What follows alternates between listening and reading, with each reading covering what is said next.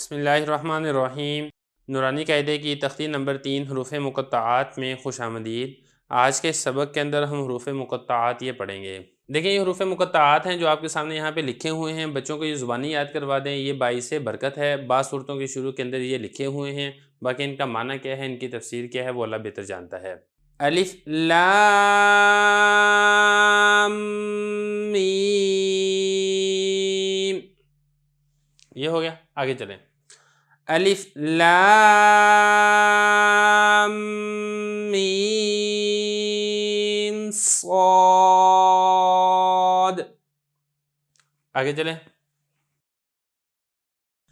الف لام را، بچوں کو آپ یہ یاد کروائیں کہ جہاں پر یہ مد ہے اس کو آپ نے زیادہ لمبا کرنا ہے، اور جہاں پہ کھڑی زبر ہے اس کو آپ نے تھوڑا لمبا کرنا ہے، بس اتنا کافی ہے۔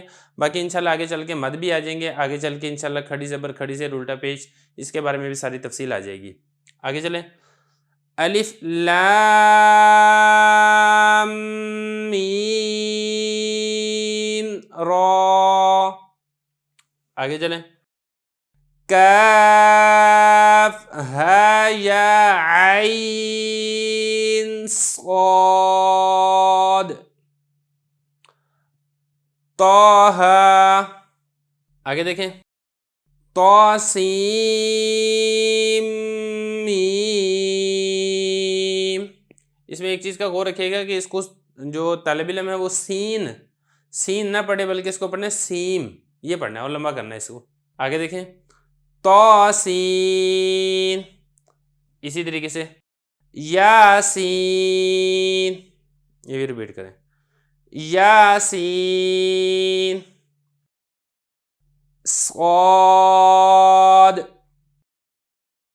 حامیم، حامیم عین سین قاف، ہاں کو تھوڑا لمبا کرنا ہے کیونکہ کھڑی زبر ہے، باقی ساروں کو زیادہ لمبا کرنا ہے۔ قاف، نون